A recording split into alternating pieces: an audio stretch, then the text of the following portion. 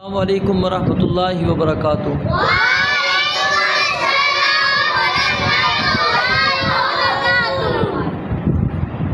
جی آج ہم سب سے پہلے پڑھیں گے سوال و جواب۔ جی پہلا سوال یہ ہے، آپ نے یہ جو سوال آج کے ہیں اس کو ہم نے اچھی طرح سمجھنا بھی ہے، کیونکہ یہ اللہ رب العالمین کے بارے میں ہے، اللہ تعالیٰ کا تعارف ہے۔ پہلا سوال یہ ہے کہ اللہ تعالیٰ ذات کے اعتبار سے کہاں ہے؟ عرش پر۔ کہاں ہے؟ الرحمن علی العرش استوى، رحمان عرش پر مستوی ہے۔ رحمان کہاں مستوی ہے؟ تو آپ سوال کا جواب اسکول میں یہ پڑھتے ہیں کہ اللہ تعالیٰ ہر جگہ پر ہے، یہ جواب غلط ہے۔ اللہ تعالیٰ ذات کے اعتبار سے کہاں ہے؟ عرش پر۔ کہاں ہے؟ عرش پر۔ دوسرا سوال یہ ہے کہ کیا اللہ تعالیٰ کو ہر جگہ پر موجود ماننا صحیح ہے؟ یعنی جو آپ جواب اسکول کے اندر پڑھتے ہیں نا، اللہ تعالیٰ ہر جگہ پر موجود ہے، تو کیا اللہ تعالیٰ کو ہر جگہ پر موجود ماننا صحیح ہے یا غلط ہے؟ تو صحیح نہیں ہے، یہ کیا ہے؟ غلط ہے۔ یہ کیا ہے؟ اللہ تعالیٰ کو ہر جگہ میں ماننا بالکل درست نہیں ہے، کیونکہ یہ ایک غلط نظریہ ہے۔ کائنات کے اندر بہت سی ایسی جگہیں ہیں جو ناپاک جگہ ہیں، بہت سی ایسی جگہیں جو کیا ہیں؟ ناپاک ہیں۔ تو جب آپ کہیں گے کہ اللہ تعالیٰ ہر جگہ میں موجود ہے، تو اس کا مطلب پھر اللہ تعالیٰ ناپاک جگہ میں بھی نعوذ باللہ موجود ہے۔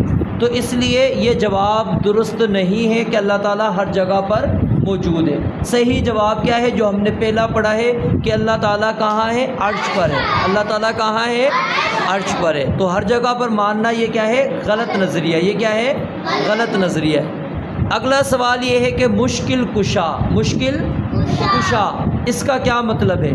مشکل کشا کا مطلب ہوتا ہے تکلیف اور پریشانی دور کرنے والا۔ تکلیف اور پریشانی، جو تکالیف ہیں، ہم پر کوئی مصیبت آتی ہے، کوئی تکلیف آتی ہے، کوئی بیماری آتی ہے، ٹھیک ہے، کوئی بھی ہمیں پریشانی آتی ہے، ان پریشانیوں کو دور کرنے والے کو کیا کہتے ہیں؟ مشکل کشا۔ مشکل کشا۔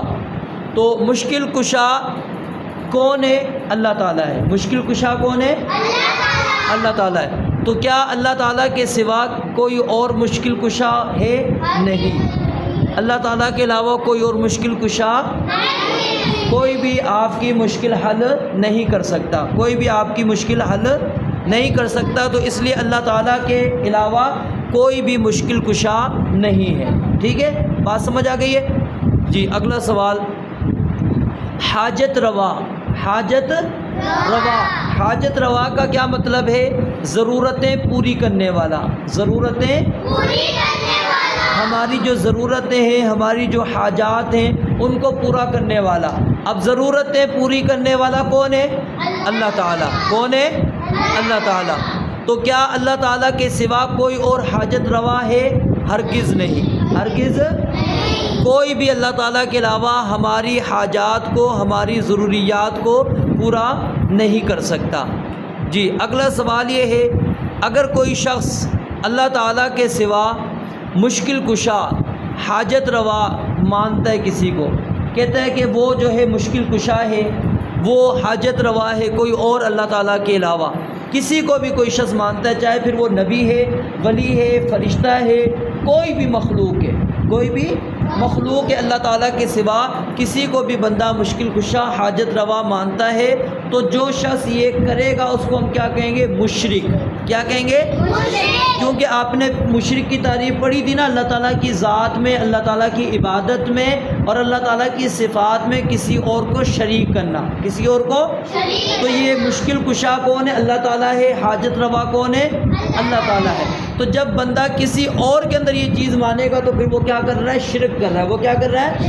شرک۔ اور شرک کرنے والے کو کیا کہیں گے؟ مشرک۔ کیا کہیں گے؟ مشرک۔ اگلا سوال یہ ہے، مختار کل۔ مختار کل کا کیا مطلب ہے؟ مختار کل کا مطلب ہے جس کے پاس ہر طرح کے اختیارات ہیں، جس کے پاس ہر طرح کے اختیارات ہوں، جس کے پاس ہر طرح کے اختیارات ہوں، ہر طرح کے کیا ہو؟ اختیارات جس کے پاس موجود ہوں۔ اب ہر طرح کے اختیارات کس کے پاس ہیں؟ یہ آسمان کیا نام ہے سورج نکالنے کا اختیار کس کے پاس ہے؟ اللہ تعالیٰ کے پاس ہے۔ چاند نکالنے کا اختیار کس کے پاس ہے؟ اللہ تعالیٰ کے پاس۔ یہ موسم کی تبدیلی کا اختیار کس کے پاس ہے؟ یعنی مختار کل کا کیا مطلب ہے؟ جس کے پاس ہر طرح کے اختیارات ہوں، جس کے پاس کیا ہوں؟ ہر طرح کے اختیارات۔ اب اگلا سوال یہ ہے کہ مختار کل کون ہے؟ مختار کل کون ہے؟ صرف اللہ تعالیٰ کی ذات۔ صرف کون ہے؟ اللہ تعالیٰ کے علاوہ کوئی اور مختار کل نہیں ہے۔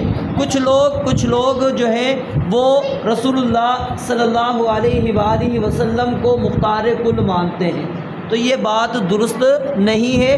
اللہ تعالیٰ کے علاوہ کوئی اور مختار کل نہیں ہے۔ مختار کل اللہ تعالیٰ کے علاوہ کوئی اور نہیں ہے۔ جی آگے سوال یہ ہے داتا۔ داتا کا کیا مطلب ہے؟ داتا کا کیا مطلب ہے؟ ادھر دیکھیں بیٹا، داتا کا کیا مطلب ہے؟ داتا کا مطلب ہوتا ہے دینے والا، عطا کرنے والا۔ دینے والا، عطا کرنے والا، اس کو کہتے ہیں داتا۔ اس کو کیا کہتے ہیں؟ داتا کہتے ہیں جو دینے والا ہو، عطا کرنے والا ہو۔ جی اب اللہ تعالیٰ کے علاوہ کیا کوئی اور داتا ہے؟ ہرگز نہیں۔ اللہ تعالیٰ کے علاوہ ہمیں کوئی بھی کچھ نہیں دے سکتا۔ اللہ تعالیٰ کے علاوہ کوئی ہمیں کچھ بھی نہیں دے سکتا، تو اللہ تعالیٰ اکیلا داتا ہے۔ اللہ اکیلا کیا ہے؟ داتا ہے، کیونکہ وہی ہمیں ہر چیز عطا کرنے والا ہے، وہی ہمیں ہر چیز کیا اللہ تعالیٰ کے علاوہ کسی اور کے پاس غیب کا علم ہے؟ ہرگز نہیں۔ اللہ تعالیٰ کے علاوہ کوئی بھی غیب کا علم نہیں جانتا۔ اگلا سوال، کیا غیر اللہ کے لیے جانور ذبح کرنا جائز ہے؟ ہرگز نہیں۔ یعنی اللہ تعالیٰ کے علاوہ کسی اور کے لیے جانور ذبح کرنا جائز نہیں ہے۔ کیوں؟ کیونکہ یہ قربانی ہے، اور قربانی کیا ہے؟ عبادت ہے۔ قربانی کیا ہے؟ تو عبادت ہم نے صرف کس کی کرنی ہے؟ اللہ تعالیٰ کی کرنی ہے۔ اب دوبارہ سے ہم سٹارٹ سے شروع کرتے ہیں، دوبارہ توجہ کریں، میرے ساتھ ساتھ بولیں گے، جوابات آپ نے بولنے میں، سوال بولوں گا آپ نے جواب بتانا ہے۔ اللہ تعالیٰ ذات کے اعتبار سے کہاں ہے؟ عرش پر۔ کہاں ہے؟ کیا اللہ تعالیٰ کو ہر جگہ پر موجود ماننا صحیح ہے یا غلط ہے؟ غلط ہے۔ کیا ہے؟ غلط ہے۔ مشکل کشا کا کیا مطلب ہے؟ ہاں جی، تکلیف اور پریشانی دور کرنے والا۔ تکلیف اور پریشانی کیا اللہ تعالیٰ کے سوا کوئی اور مشکل کشا ہے؟ ہرگز نہیں۔ حاجت روا کا کیا مطلب ہے؟ ضرورتیں پوری کرنے والا۔ ضرورتیں پوری کرنے والا۔ کیا اللہ تعالیٰ کے سوا کوئی اور حاجت روا ہے؟ ہرگز نہیں۔ ہرگز کیوں کہہ رہے ہیں ہم؟ اس لیے تاکہ سب کی نفی ہو جائے۔ ہرگز نہیں، ٹھیک ہے؟ کیا اللہ تعالیٰ کے سوا اگر کوئی شخص اللہ تعالیٰ کے سوا کسی کو مشکل کشا، حاجت روا مانتا ہو تو اس کو ہم کیا کہیں گے؟ مشرک۔ کیا کہیں گے؟ مختار کل کا مطلب کیا ہے؟ جس کے پاس ہر طرح کے اختیارات ہوں۔ جس کے پاس کیا ہے؟ جس کے پاس ہر طرح کے مختار کل کون ہے؟ صرف اللہ تعالیٰ کی ذات۔ صرف داتا کا کیا مطلب ہے؟ دینے والا۔ داتا کا کیا مطلب ہے؟ عطا کرنے والا، دینے والا۔ جی کیا اللہ تعالیٰ کے علاوہ کوئی اور بھی داتا ہو سکتا ہے؟ ہرگز نہیں۔ کیا اللہ تعالیٰ کے علاوہ کسی اور کے پاس غیب کا علم ہے؟ ہرگز نہیں۔ کیا غیر اللہ کے لیے جانور ذبح کرنا جائز ہے؟ ہرگز نہیں۔ کیوں نہیں؟ اس وجہ سے کہ قربانی عبادت ہے، اور عبادت ہم نے صرف کس کی کرنی ہے؟ اللہ تعالیٰ کی کرنی ہے۔ اگلا سوال ہمارا سبق ہے قرآن مجید کا۔ تو آج ہم قرآن مجید کے اندر سورۃ الفیل پڑھیں گے۔ کیا پڑھیں گے؟ سورۃ الفیل۔ تو یہ پہلے انشاءاللہ اس سورت کی ہم مشق کریں گے، اس کے بعد آپ کو اس کا واقعہ بھی بیان کریں گے جو اس سورت میں آیا ہے، ٹھیک ہے؟ آپ کو اصحاب الفیل کا قصہ، اصحاب الفیل کا واقعہ بیان کریں گے۔ जी, अऊज़ु बिल्लाहि मिनश शैतानिर रजीम।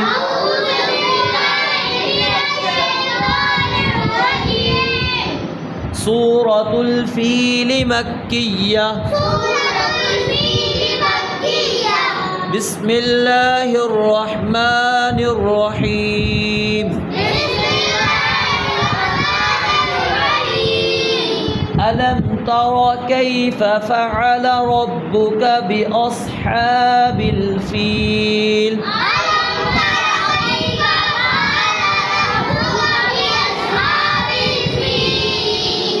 अलम यजअल कैदहुम फ़ी तज़लील।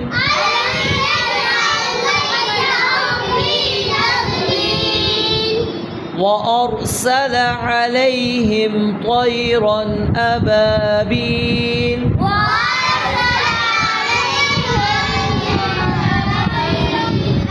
वअरसल अलैहिम तयरन अबाबील। तरमीहिम बिहिजारतिम मिन सिज्जील।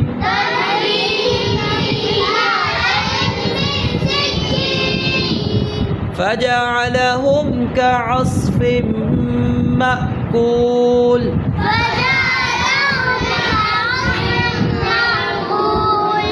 सूरतुल फ़ील मक्किय्या।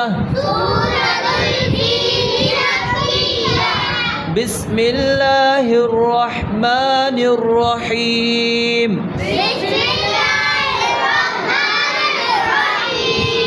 अलम तरा कैफ़ फ़अल रब्बुक बिअस्हाबिल फ़ील। अलम यजअल कैदहुम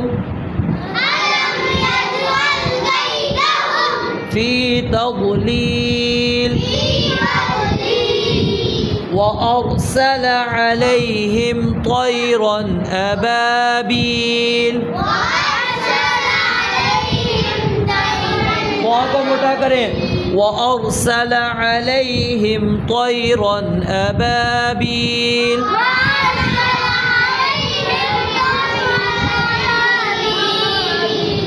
तरमीहिम बिहिजारतिम मिन सिज्जील। गुन्ना करें। तरमीहिम बिहिजारतिम मिन सिज्जील।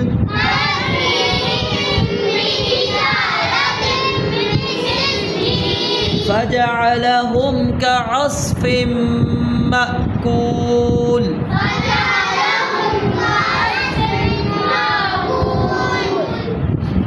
अगर सही पढ़ेंगे तो आखिरी मर्तबा, नहीं तो फिर हम ज़्यादा मर्तबा पढ़ेंगे। सूरतुल फ़ील मक्किय्या। बिस्मिल्लाहिर रहमानिर रहीम। अलम तरा कैफ़ फ़अल रब्बुक बिअस्हाबिल फ़ील।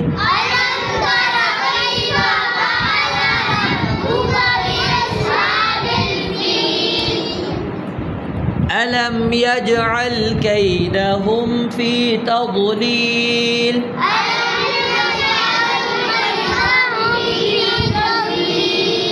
वअरसल अलैहिम तयरन अबाबील।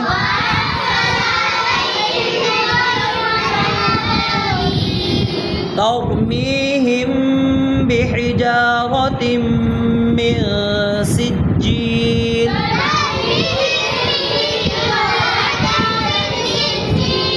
गुन्ना क्यों नहीं कर रहे? गुन्ना करो। तरमीहिम बिहिजारतिम मिन सिज्जील।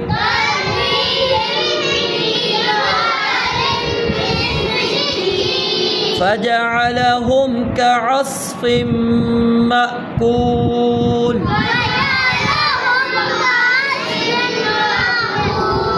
सूरतुल फ़ील مكية بسم الله الرحمن الرحيم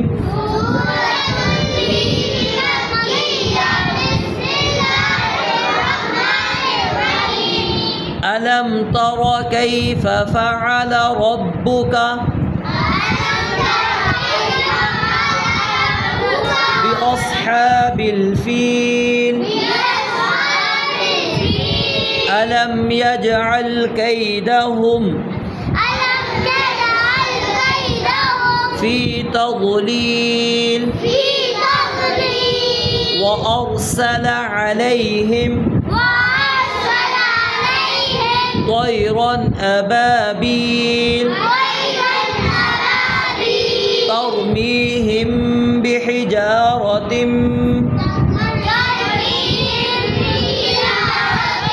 من سجيل فجعلهم كعصف مأكول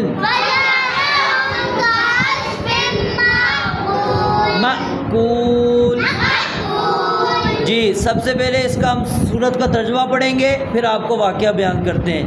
علم ترا کیا آپ نے نہیں دیکھا، کیفا کیسے، فعلا کیا، ربو کا آپ کے رب نے، باصحاب الفیل ہاتھی والوں کے ساتھ، علم یجعل کیا نہیں بنا دیا، کیدہم ان کی تدبیر کو، ان کی چالوں کو، فی تضلیل بیکار، وَأَرْسَلَ اور بھیجے، علیہم ان پر، طیراً ابابیل جھنڈ کے جھنڈ پرندے، ترمیہم وہ پھینکتے تھے ان پر، بحجارۃ من سجیل کھنگر کی پتھریاں، یعنی وہ جو مٹی پک جائے اس مٹی کو وہ پھینک رہے تھے، فجعلہم کعصف مأکول پس اس نے انہیں کھائے ہوئے بھوسے کی طرح کر دیا، جس طرح وہ کھایا ہوا بھوسا ہوتا ہے نا، گائے وغیرہ بھینس وغیرہ جو کھاتی ہیں،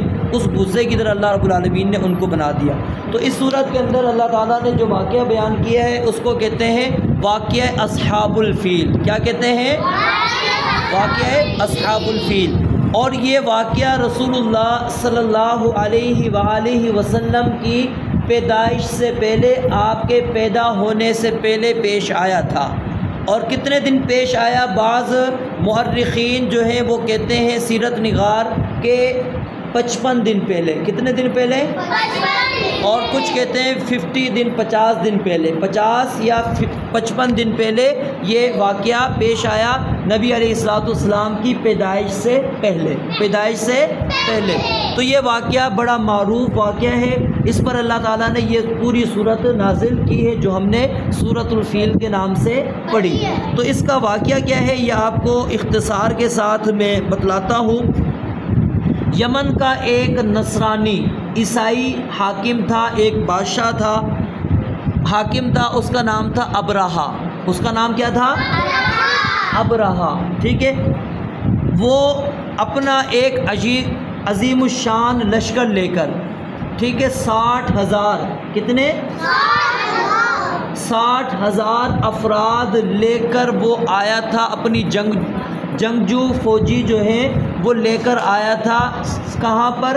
بیت اللہ کو گرانے کے لیے، بیت اللہ کو، خانہ کعبہ جو ہے اللہ تعالیٰ کا گھر، اس کو گرانے کے لیے وہ ابرہہ جو ہے 60,000 کا لشکر لے کر آیا۔ کتنا لشکر لے کر آیا؟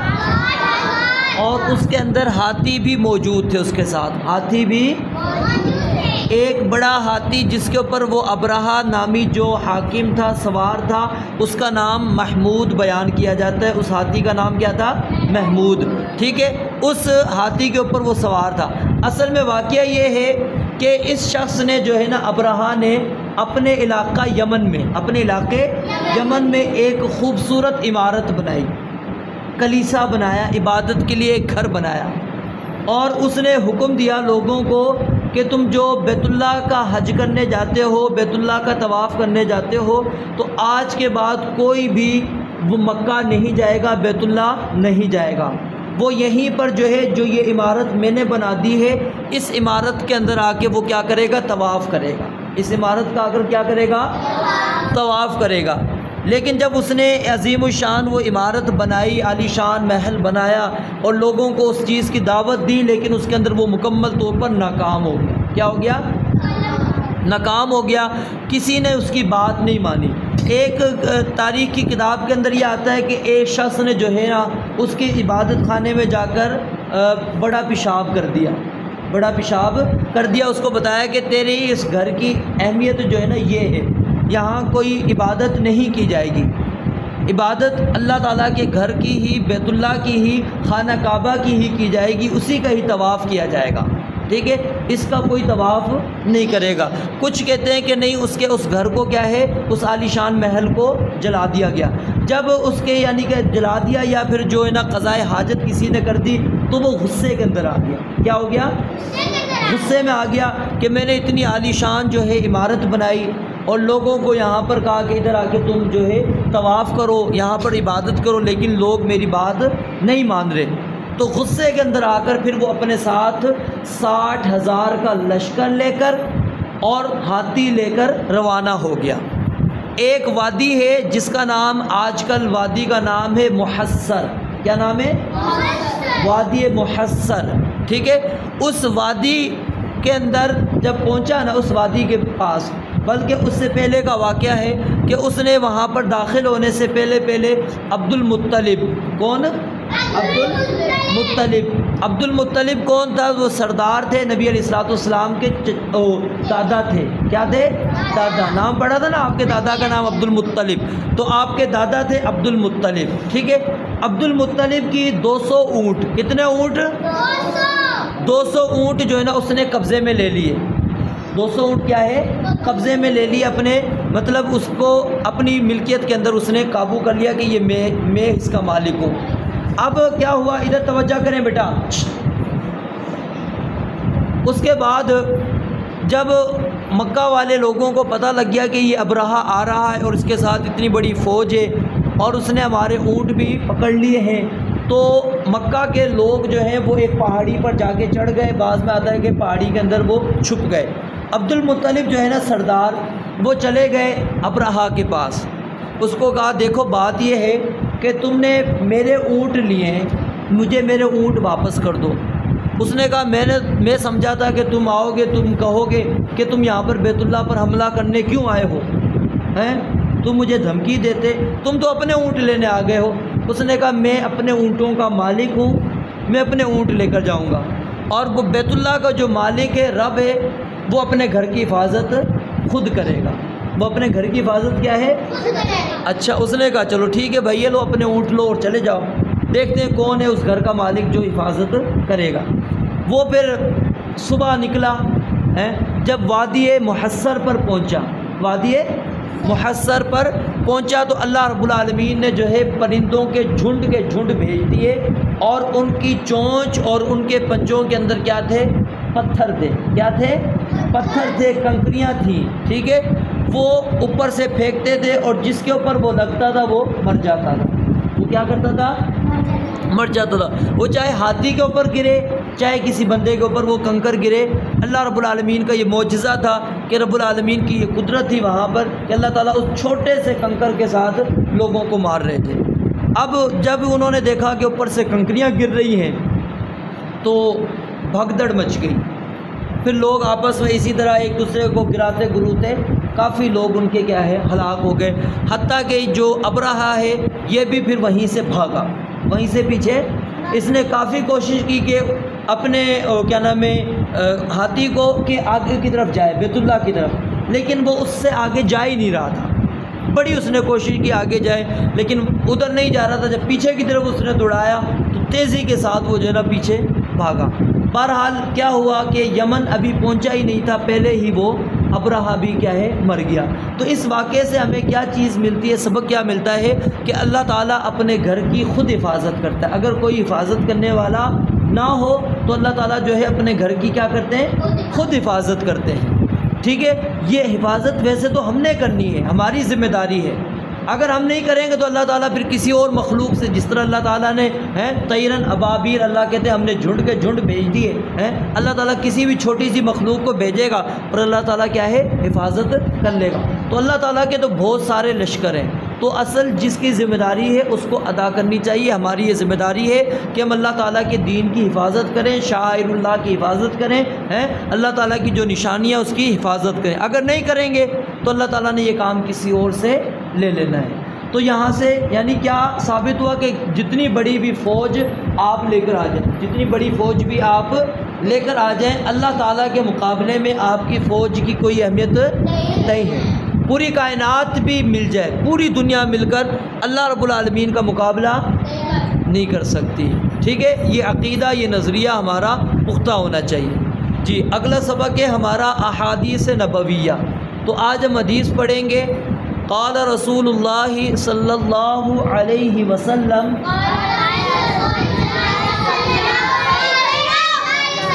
الحیاء، پیش ہے، ٹھیک ہے، حمزہ پر پیش ہے، زبر غلطی سے لگ گیا ہے۔ الحیاء من الایمان، الحیاء من الایمان، الحیاء من الایمان۔ قال رسول اللہ صلی اللہ علیہ وسلم، الحیاء من الایمان۔ ترجمہ، رسول اللہ صلی اللہ علیہ وآلہ وسلم نے ارشاد فرمایا، الحیاء، اس کا ترجمہ کیا ہے؟ حیا۔ اس کا ترجمہ کیا ہے؟ یعنی کہ آپ غور کریں گے آدھے سے زیادہ ترجمہ وہی ہے جو اردو کا ہوتا ہے۔ ٹھیک ہے، الحیاء، حیا من کا معنی ہوتا ہے سے، من کا معنی کیا ہوتا ہے؟ اور الایمان کا معنی کیا ہے؟ ایمان۔ یعنی حیا ایمان کا ایک حصہ ہے۔ حیا ایمان کا، جی بولیں، حیا ایمان کا ایک حصہ ہے۔ الحیاء من الایمان، حیا ایمان کا ایک حصہ ہے۔ اگلا سبق ہے ہمارا دعا۔ دعا، اس کے اندر آج ہم دعا پڑھیں گے نیا لباس پہننے کی۔ کل ہم نے پڑھی تھی کہ اگر کوئی بندہ نیا لباس پہنتا ہے تو اس نے کیا دعا پڑھنی ہے۔ ٹھیک ہے، اب ایک ہے نیا لباس جس شخص نے پہنا ہے، پہننے والے کو ہم نے کیا دعا دینی؟ نیا لباس پہننے والے کو ہم نے کیا دعا دینی ہے؟ ٹھیک ہے، کیا دعا دیں گے؟ تبلی ویخلف اللہ تعالی، تبلی ویخلف اللہ تعالی، تبلی ویخلف اللہ تعالی، تبلی ویخلف اللہ تعالی، تبلی ویخلف اللہ تعالی۔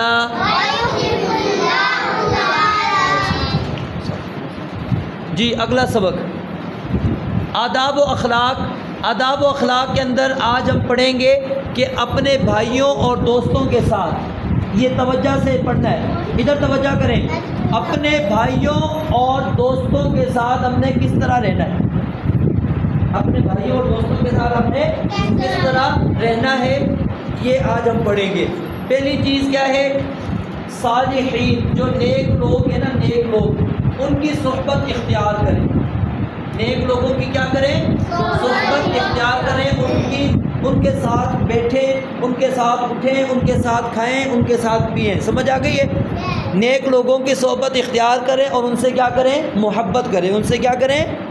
محبت کریں۔ پہلی چیز کیا کرنی ہے؟ نیک لوگوں کی صحبت اختیار کرنی ہے اور ان سے محبت کرنی ہے۔ اور ان سے کیا کرنی ہے؟ جی دوسری چیز کیا ہے؟ برے لوگوں سے دور رہیں، برے لوگوں سے، ٹھیک ہے۔ اب سوال ہے نا کیسے رہوں، ٹھیک ہے، اس لیے وہ وہاں پر جملہ لکھا ہے برے لوگوں سے دور رہوں اور ان کی صحبت اختیار نہ کروں، ٹھیک ہے، یعنی برے لوگوں سے آپ نے دور رہنا ہے اور ان کی صحبت اختیار نہیں کرنی۔ تیسری چیز ہے اپنے دینی بھائی، ایک ہوتے ہیں آپ کے حقیقی بھائی بہن اور ایک ہوتے ہیں آپ کے دینی بہن بھائی. تو دینی بھائیوں کے ساتھ سلام کریں, ٹھیک ہے, السلام علیکم. جب بھی ملے کیا کریں, سلام کریں. اور مصافحہ کہتے ہیں ہاتھ ملانے کو. مصافحہ کس کو کہتے ہیں, ہاتھ ملانے کو. جب بھی ملے تو سلام کریں, السلام علیکم, اور ہاتھ ملائیں. لڑکا لڑکی کو ہاتھ نہیں ملائے گا, سلام کرے گا صرف زبان سے. اسی طرح لڑکے لڑکوں کو ہاتھ ملائیں گے, لڑکیاں لڑکیوں کو ہاتھ ملائیں گی. سمجھ آ گئی ہے؟ آگے چلیں. چوتھی چیز یہ ہے کہ جب وہ بیمار ہو جائے, آپ کا دوست یا آپ کا بھائی بیمار ہو جائے تو ان کی کیا کرنی ہے, عیادت کرنی ہے. ان کی کیا کرنی ہے, یعنی ان کے پاس جانا ہے, ان کی بیمار پرسی کرنی ہے, ان کو تسلی دینی ہے, ان کو کہنا ہے کہ لا بأس طہور انشاءاللہ, کوئی نہیں, اللہ تعالیٰ آپ کو جو ہے نا یہ بیماری ہے, کوئی بیماری نہیں ہے, آپ کو یہ گناہوں سے پاک کرنے والی ہے اگر اللہ تعالیٰ نے چاہا. اور ان کی شفا یابی کے لیے دعا کرنی ہے. ان کی شفا یابی کے لیے کیا کرنی ہے, دعا کرنی ہے کہ اللہ تعالیٰ اس کو صحت عطا کرے. نمبر 5, چھینک آنے پر جب کوئی کہے الحمدللہ, چھینک آنے پر کیا کہنا چاہیے, الحمدللہ.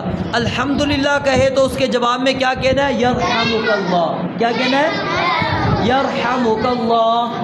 کیا کہتے ہیں, یرحمک اللہ. کیا کہیں گے, اور جب آپ یرحمک اللہ کہیں گے تو وہ آگے سے جواب جس نے الحمدللہ کہا تھا وہ کیا کہے گا, یہدیکم اللہ ویصلح بالکم. یہدیکم اللہ, بولے نا, یہدیکم اللہ ویصلح بالکم. جی الحمدللہ کا معنی کیا ہے کہ اللہ تعالیٰ کا شکر ہے, کیونکہ جب بندہ چھینک لیتا ہے نا اس کا سانس رک جاتا ہے.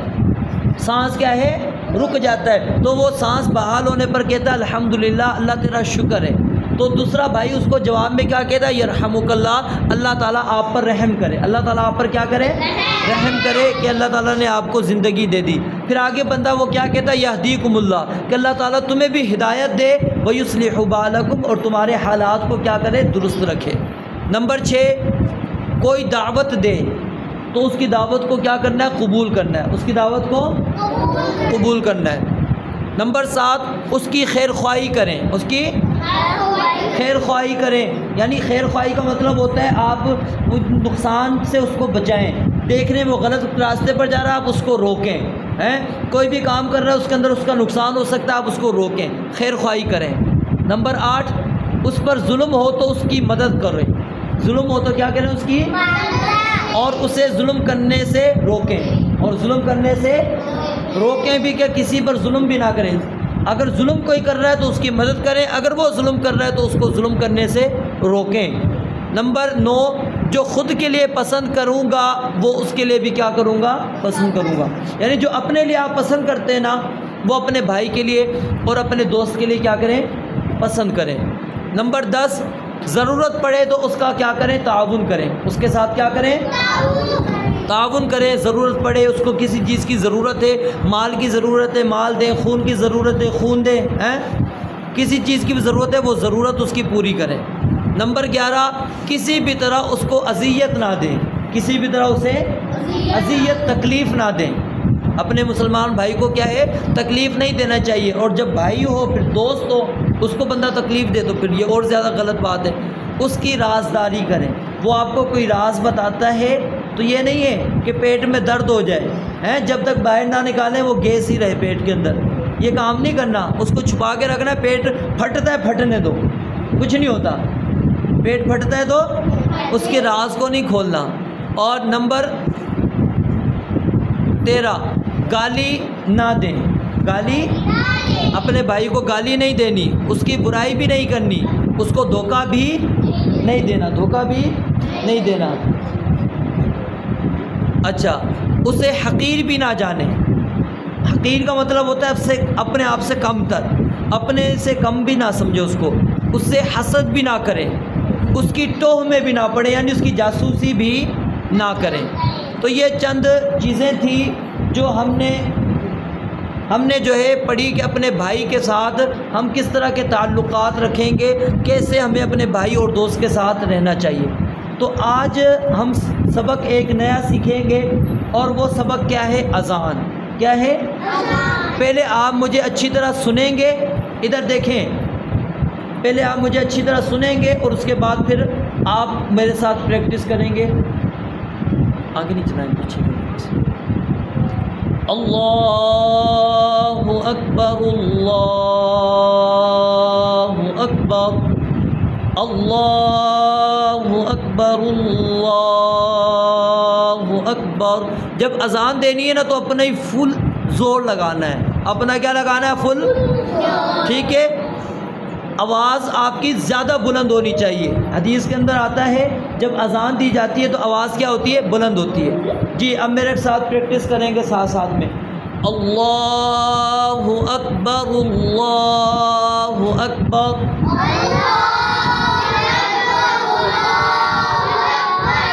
لفظ اللہ کو موٹا کریں. اللہ اکبر اللہ اکبر.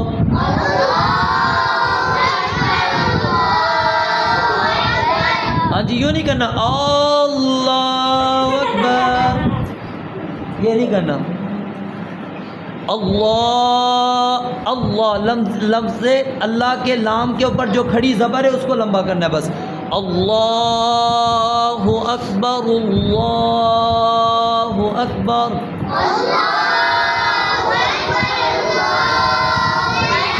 واہ کے اوپر پیش ہے اللہ اکبر اللہ اکبر.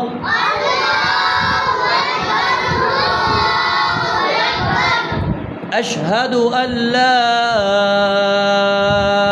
الہ الا اللہ.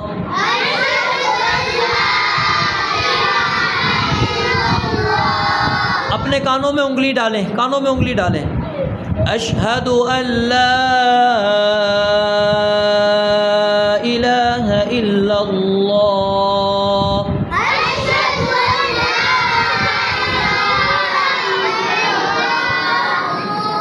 صحیح طرح پڑھیں. اشہد ان لا الہ الا اللہ.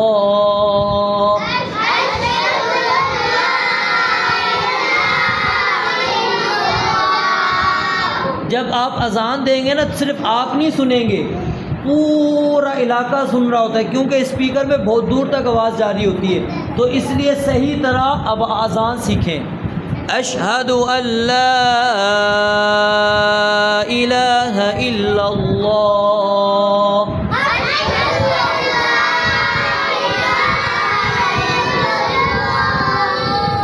اشہد ان محمد رسول اللہ.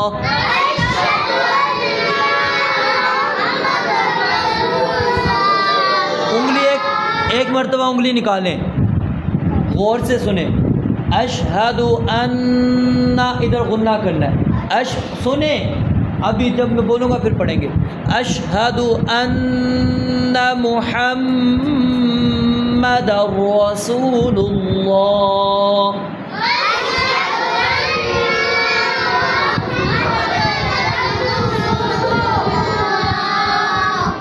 اشہد ان محمد رسول اللہ.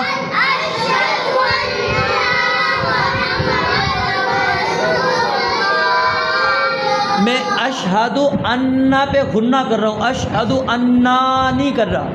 اشہد ان، غور سے سنیں. اشہد ان محمد رسول اللہ.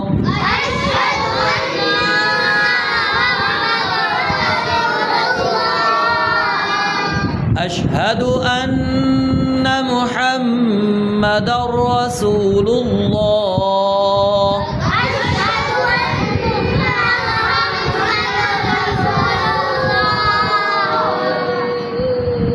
حی علی الصلاۃ. ادھر غور سے سنیں. حی حی علی الصلاۃ، حی علی الصلاۃ. حی علی الصلاۃ نہیں کہنا، حی علی الصلاۃ الگ ہو جاتی ہے چیز. حی علی الصلاۃ، حی علی الصلاۃ.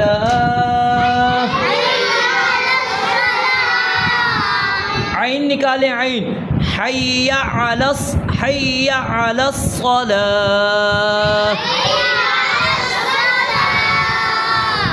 حی علی الصلاۃ،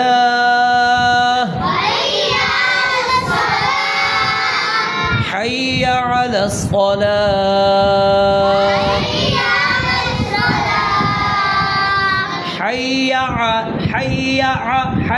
علی الصلاۃ، حی علی الفلاح. یہ آواز آئے گی حی علی الفلاح.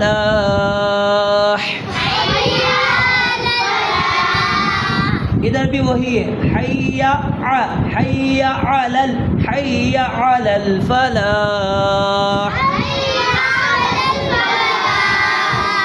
حی علی الفلاح،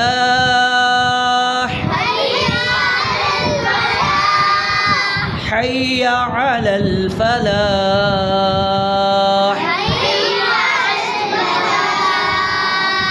اللہ اکبر، اللہ اکبر.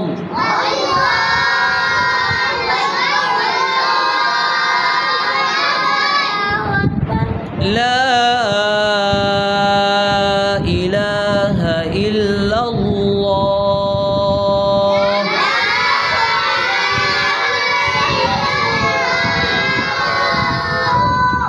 جی اب میں اذان دوں گا، آپ نے غور سے سننا ہے اور دل میں آپ نے، جیسے میں پڑھ رہا ہوں دل میں آپ نے پڑھتے جانا ہے میرے ساتھ. اللہ اکبر، اللہ اکبر، اللہ اکبر، اللہ اکبر. اشہد ان لا الہ الا اللہ. غور کریں میں کہاں پر لمبا کر رہا ہوں، کیا کر رہا ہوں.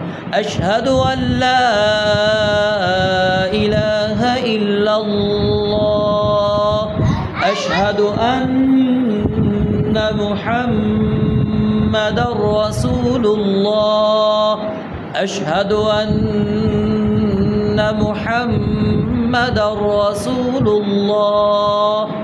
حی علی الصلاۃ، حی علی الصلاۃ، حی علی الفلاح، حی علی الفلاح. اللہ اکبر، اللہ اکبر، لا الہ الا اللہ. جی اور فجر کی اذان میں ٹھیک ہے، اذان اسی طرح دیتے ہوئے آئیں گے. جب آپ کہیں گے نا حی علی الفلاح، اس کے بعد کیا کہنا ہے؟ الصلاۃ خیر من النوم.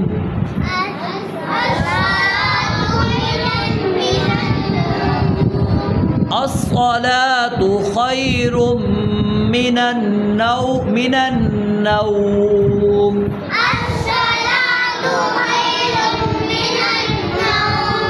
الصلاۃ خیر من النوم. یہ کتنی مرتبہ کہنا ہے؟ 2 مرتبہ. کیا کہنا ہے؟ 2 مرتبہ کہنا ہے. کس کے بعد کہنا ہے؟ حی علی الفلاح کے بعد.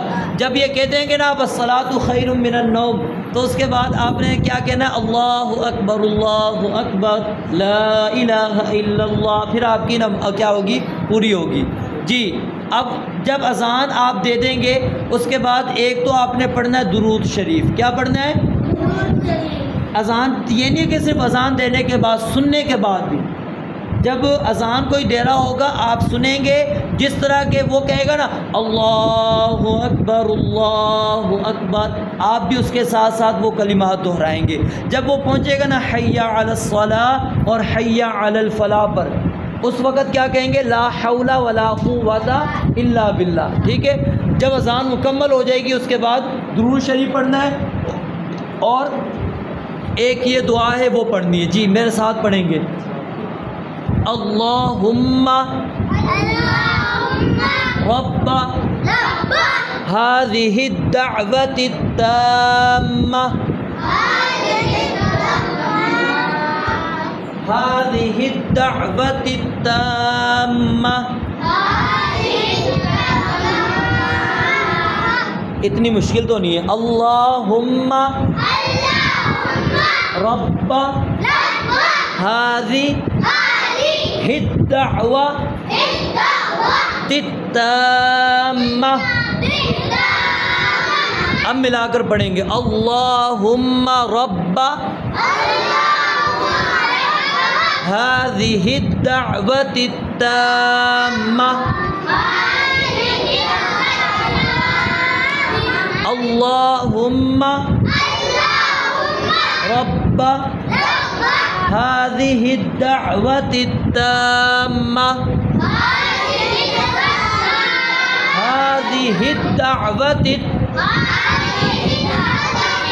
التامة والصلاة القائمة آت محمدا الوسيلة والفضيلة وابعثه مقاما محمودا الذي وعدته. دوبارہ پڑھیں. اللہم رب هذه الدعوة التامة هذه الدعوة التامة والصلاة القائمة آت محمدا الوسيلة والفضيلة وابعثه مقاما. سب کیوں نہیں پڑھتے ہو؟ وابعثه مقاما محمودا الذي وعدته. جی یہ اذان کے بعد دعا پڑھنی ہے. اس کے بعد پھر دوسری چیز ہم سیکھیں گے اقامت کے کلمات. یعنی جب نماز کھڑی ہو رہی ہوتی ہے اس وقت چاہے آپ اکیلے نماز پڑھ رہے ہیں یا جماعت کے ساتھ. اکیلے پڑھیں گے تو اس وقت بھی آپ نے یہ اقامت کے کلمات کہنے ہیں. اقامت کے کلمات کہہ کر نماز پڑھنی ہے. ٹھیک ہے. اور جب جماعت کی صورت میں ہوں گے تو ایک بندہ بلند آواز سے کہے گا, سب کی طرف سے کافی ہو جائے گا. جی ادھر کیا کرنا ہے؟ اب یہ کلمات وہی ہیں لیکن یہ ایک ایک مرتبہ ہو جائیں گے. جیسے آپ نے اللہ اکبر ادھر 4 مرتبہ بولا تھا نا اذان میں, ادھر کتنی مرتبہ ہے؟ 2 مرتبہ. جی اللہ اکبر اذان جو ہے وہ تھوڑی سر میں لگاتے ہیں اور لمبی کرتے ہیں. تکبیر میں تھوڑی جلدی کرتے ہیں. ٹھیک ہے. ادھر کیا تھا؟ اللہ اکبر ہے. ٹھیک ہے. اور جب تکبیر پڑھنی ہے پھر کیا ہے؟ اللہ اکبر اشہد ان لا الہ الا اللہ اشہد ان محمد رسول اللہ حی علی الصلاة حی علی الفلاح. جب وقف کریں گے تو پھر پڑھیں گے حی علی الصلاة حی علی الفلاح. سنو پہلے حی علی الصلاة. جب رکیں گے, جب نہیں رکیں گے تو پھر کیا کریں گے؟ حی علی الصلاة حی علی الفلاح حی علی الصلاة حی علی الفلاح. جی آگے جو غلطی کرتے ہیں اگلا جملہ جو ہے قد قامت الصلاة قد قامت الصلاة. وقف کریں گے تو کیا پڑھیں گے؟ قد قامت الصلاة یعنی آپ الگ الگ پڑھ لیں، قد قامت الصلاۃ، قد قامت الصلاۃ، ٹھیک ہے؟ سمجھ آ رہی ہے؟ جب ملا کر پڑھیں گے تو پہلا قد قامت الصلاۃ، قد قامت الصلاۃ، اللہ اکبر، اللہ اکبر، لا الہ الا اللہ۔ ہاں جی، اب میں تکبیر پڑھ کے آپ کو سناتا ہوں، سننی آپ نے۔ اللہ اکبر، اللہ اکبر، اشہد ان لا الہ الا اللہ، اشہد ان محمد رسول اللہ، حی علی الصلاۃ، حی علی الفلاح، قد قامت الصلاۃ، قد قامت الصلاۃ، اللہ اکبر، اللہ اکبر، لا الہ الا اللہ۔ کچھ کیا ہے ایسے کرتے تکبیر، اللہ اکبر، اللہ اکبر، آواز ہی نہیں نکل رہی ہوتی، ساتھ والے کو نہیں پتہ پڑھ رہا ہوتا۔ نبی علیہ الصلوۃ والسلام نے فرمایا جب اذان ہوتی ہے نا اور تکبیر ہوتی ہے، شیطان بھاگ جاتا ہے۔ شیطان کیا ہے؟ جب میری آواز ہی ہوگی اللہ اکبر، اللہ اکبر، تو شیطان نے دوسری صف میں بھی نہیں بھاگنا ہے، تو کیا تیز آواز سے کہنی ہے۔ ہاں جی، اللہ اکبر، اللہ اکبر، اشہد ان لا الہ الا اللہ، اشہد ان محمد رسول اللہ، حی علی الصلاۃ، حی علی الفلاح، قد قامت الصلاۃ، قد قامت الصلاۃ، اللہ اکبر، اللہ اکبر، لا الہ الا اللہ۔ جی، آج کا سبق الحمدللہ اللہ کی توفیق سے ہمارا مکمل ہو گیا ہے، تو ابھی ہم کفارہ مجلس کی دعا پڑھیں گے۔ سبحانک اللہم و بحمدک، اشہد ان لا الہ الا انت، استغفرک و اتوب الیک۔